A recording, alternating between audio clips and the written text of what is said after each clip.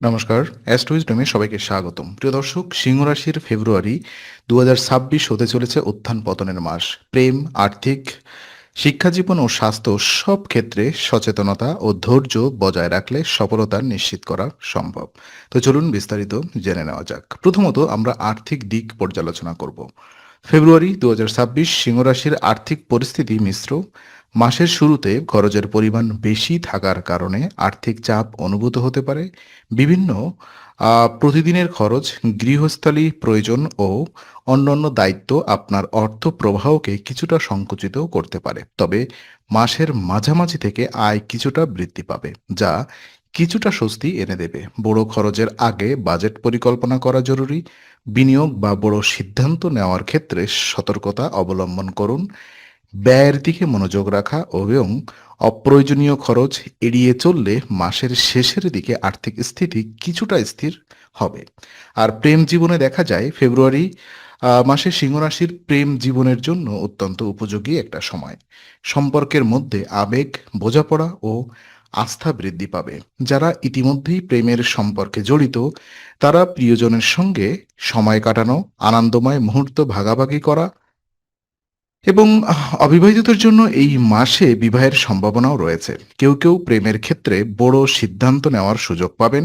সম্পর্ককে আরও দৃঢ় করতে খোলামেলা আলোচনা, বোঝাপড়া ও একে অপরের অনুভূতিকে গুরুত্ব দেওয়া জরুরি। আবেগ নিয়ন্ত্রণ ও ধৈর্য বজায় রাখলে প্রেম জীবনের ক্ষেত্রে ইতিবাচক পরিবর্তন স্পষ্টভাবে দেখা যাচ্ছে।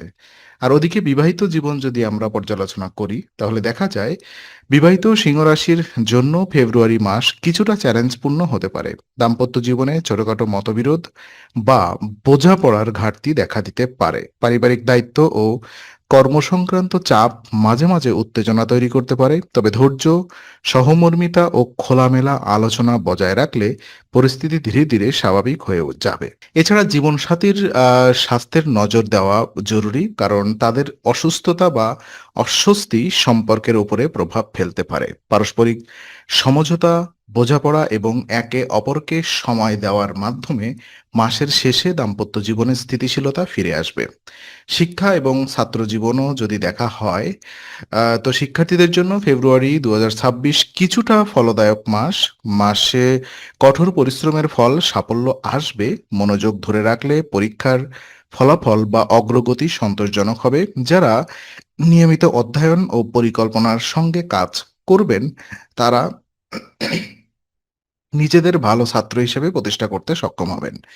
কিছু সময় মনোযোগ ওঠানামা দেখা দিতে পারে, তবে ধৈর্য ধরে অধ্যয়ন চালিয়ে গেলে প্রতিযোগিতামূলক পরীক্ষার ক্ষেত্রে সাফল্য পাওয়া সম্ভব। সময় ব্যবস্থাপনা, লক্ষ্য নির্ধারণ ও অধ্যবসায় বজায় রাখা শিক্ষা জীবনের অগ্রগতির মূল চাবিকাঠি। আর ওদিকে স্বাস্থ্য বিশ্লেষণে দেখা গেছে ফেব্রুয়ারি মাসে সিংহ রাশির জন্য স্বাস্থ্য বিষয়ক সতর্কতা প্রয়োজন।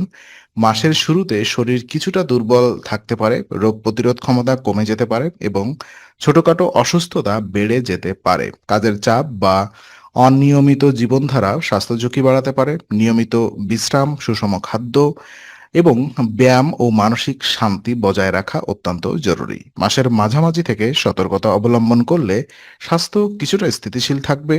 ছোট উপসর্গ উপেক্ষা না করে সময় মতো চিকিৎসা নেওয়া প্রয়োজন। নিজের স্বাস্থ্য ও জীবনযাপনের প্রতি মনোযোগ দিলে মাসটি স্বাস্থ্যরূপে সন্তোষজনক হবে। এবং ভ্রমণ এবং বিদেশ যোগে দেখা যাচ্ছে ফেব্রুয়ারি ২০২৬ সিংহ রাশির জন্য বিদেশ বা দীর্ঘ ভ্রমণের সম্ভাবনা তৈরি হচ্ছে।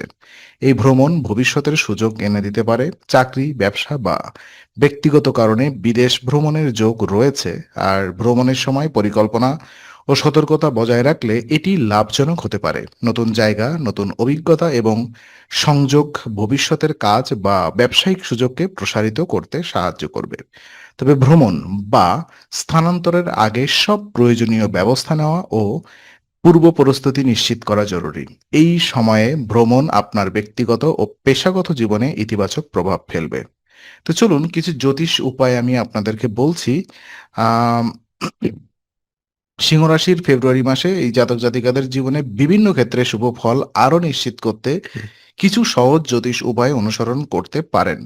যেমন রবিবার সূর্যদেবকে জল অর্পণ করলে কর্মক্ষেত্রে সাফল্য, আর্থিক স্থিতি ও মানসিক শক্তি বৃদ্ধি পায়। এছাড়া বৃহস্পতিবার পিপল গাছে জল অর্পণ স্পর্শ না করলে সম্পর্ক, স্বাস্থ্য, শারীরিক শক্তিতে ইতিবাচক প্রভাব পড়বে।